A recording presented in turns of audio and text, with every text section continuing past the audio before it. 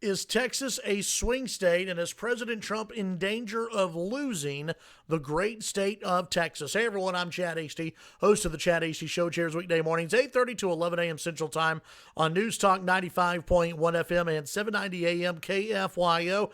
The Trump campaign rejecting the polls coming out of Texas. The Trump campaign on Tuesday, actually, Mott claims that Texas could be in play this November on the heels of former Vice President Joe Biden's first general election ad in the state.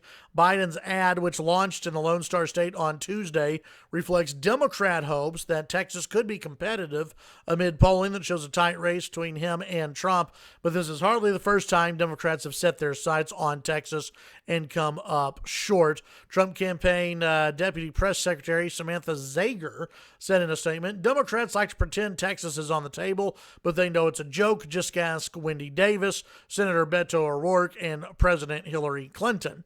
The Trump campaign went on to claim that Biden's ad buy in Texas was a laughable attempt to get the media to write that he's invested in the state, while saying that the ad buy will get him absolutely no traction and calling it nonsense. But I will say this, it did elicit a response from the Trump campaign. Now, listen, is Texas a swing state? I don't think it is right now.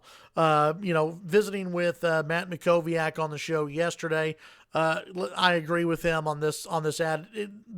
An ad in the middle of July is not going to do anything to help Biden come November. Let's see how serious he is in October. Are we seeing a lot of Biden ads in Texas? Texas is for those of you who don't know, if you're watching from outside Texas, or maybe you're in Texas and you just don't know, Texas is a very expensive state to run a presidential campaign in. It's one of the reasons why Democrats and Republicans, they come here and raise money, but they don't really campaign because it's just Texas is a red state and it's very expensive. I mean, you think of all the TV markets and radio markets that are in the great state of Texas, and it becomes a very expensive state. It's like California. You're not going to have Republicans and Democrats fight over California when the result is pretty much known. Here's the difference. Demographics are changing in Texas. Beto O'Rourke came close to defeating Ted Cruz a couple of years ago. Now, do I think it's going to be that close in this election? As of right now, as of today, I do not. But things could change in this state. One of the things that I thought was interesting, there were two different studies done after the Senate race between Beto O'Rourke and Ted Cruz.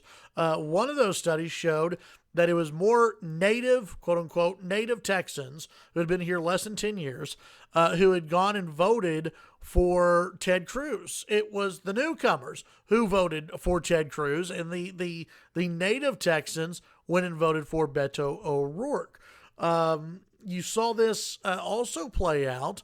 I believe the Texas Public Policy Foundation took a look at what happened in the presidential race between Hillary Clinton and Donald Trump, and a lot of non-native Texans voted for President Trump here in Texas. So listen, and Scott Braddock, who appears on the show as well from quorumreport.com, he has said, listen, until the Democrats win a major statewide race, or they flip the Texas House, Texas ain't a purple state.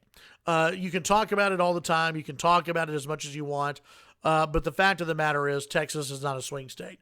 Now, what the Biden campaign could do, and it would be a very smart tactic on their part, is to try and trick the Trump campaign into spending a lot of money in Texas. It takes money out of other states that they could be highly competitive in. Now, I will say this. I do think it's a little bit dangerous at times for the Trump campaign to say publicly, no way, this is in the bag. You do not want to give Republicans, and the same thing for the Democrats, you do not want to give your voters any kind of sense that this thing's over and that there's no reason for you to go out and vote. You want a highly motivated voter base come election day. And I think you'll see that in Texas, basically on both sides of the aisle. And so it's something that Republicans are going to have to beef up. I will tell you this. The Trump campaign is definitely handling Texas different than in years past and from other Republican presidents. They have reached out more. They've done more rallies in Texas. Trump has come to Texas quite a bit.